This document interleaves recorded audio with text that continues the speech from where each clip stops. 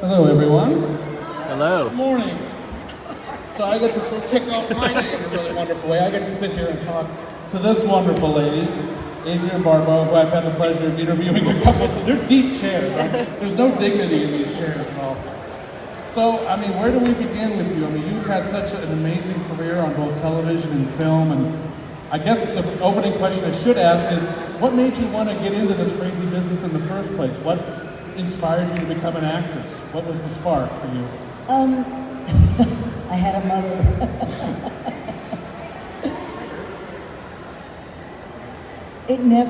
I had no intention of being an actor. I didn't know that you could even make a living as an actor. But my mother started me taking ballet when I was 3, and then when I was in 5th grade, someone said, oh, Adrienne can sing, you ought to, she should take voice lessons. And so she started, God love her, she drove me an hour away to take voice lessons and everything. And then when I was 15, I was working in a beauty salon. This is a long story. And one of the patrons was on the board of directors for the San Jose Civic Light Opera, which was even in those days, a multi-million-dollar organization, but it was a community theater.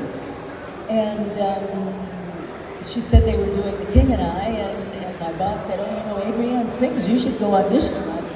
I don't know what that is, but I did, and so I started working with the San Jose Civic Light Opera. Can you understand me? There's a lot of it. Yeah. It's Because it's pointed that way, it sounds Okay. And graduated high school and immediately went to what in those days was the Orient, Southeast Asia, to entertain the GIs with a musical comedy group out of the San Jose Light Opera.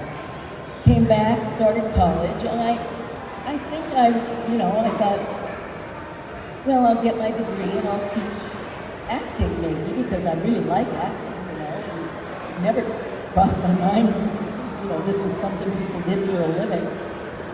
But there was a girl who was in one of the productions that I had done, who had been in New York, and she'd been in an off-Broadway play, and she said, you ought to go to New York and get ready. That's where all the teachers are, and study acting and study music. Okay. So I just packed my bags. I'd saved $1,000 from my job, and told my mother to send me the boxes when I had, a place to live. Went to New York. I was there about 8 months, doing non-union open chorus calls, and then I got my first acting job, summer stock, in Augusta, Michigan. And at the end of the 5 months in Augusta, I had my union card, so then I could audition for union open chorus calls. I didn't have an agent or anything. And I was there about 2 years before I got into the Broadway production of Fiddler on the Roof. Played the second daughter. Bette Midler was the first daughter. And John Savage was Fiedka at one point. And Fiddler led to Grease. I was the original Rizzo. And and Norman Lear was casting for Maud's daughter. And they heard about Grease, and so he came and asked me to audition for that, and they hired me. And I went to LA, and that was the beginning of the film and television. Right. Actually, the beginning of the film and the beginning of this genre was Someone's Watching Me. Right. I got a call from my agent who said there was this hot young director who wanted me to do a role in a TV movie that he was directing. It was his first studio film, meaning it was his first, I think they were all union. Right. But it and it had originally been written and conceived as a feature, but then Warner Brothers wanted to do it for television. And that was John Carpenter.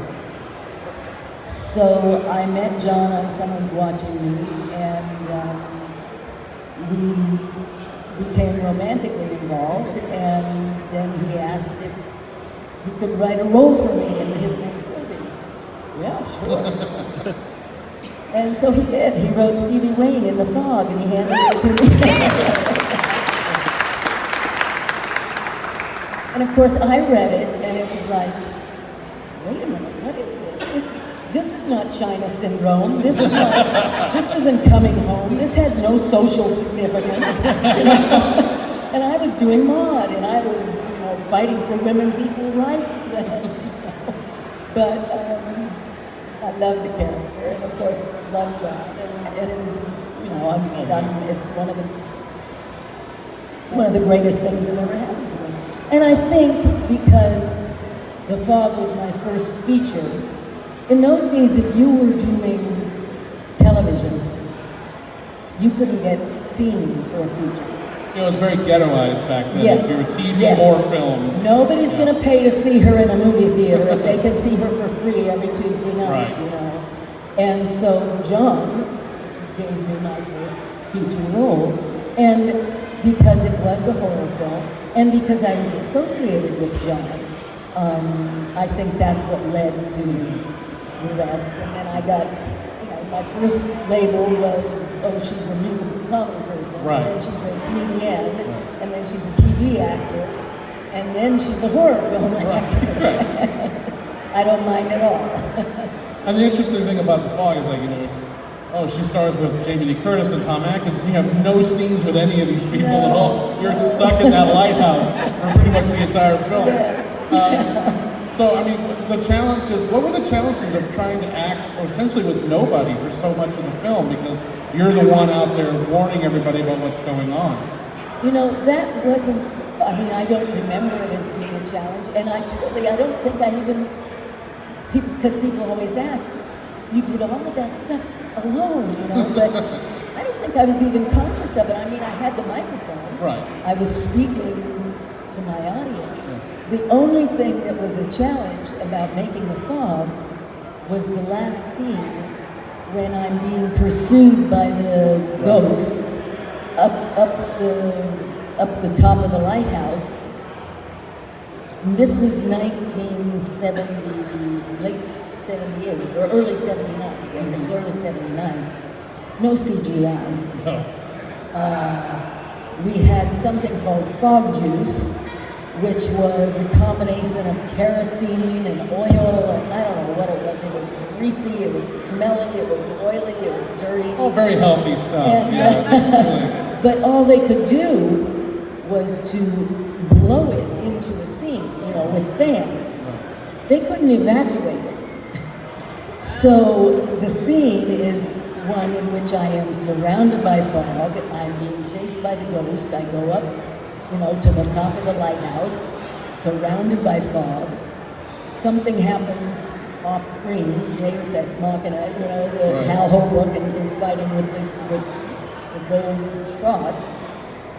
And suddenly the fog disappears, the pirate disappears, the pirate ghost, and I'm in, clear weather, and I'm relieved and everything. And John said to me,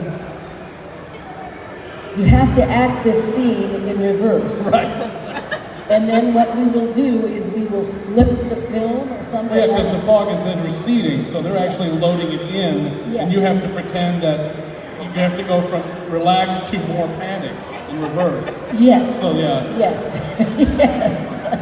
That's easy enough. Just act in reverse. Just do that. That's what I did. The only thing he said I had to be aware of is that I couldn't blink quickly, because when they do whatever process it is where they reverse it, if you blink fast, it looks weird or something. So that was the most challenging part. And I have to admit,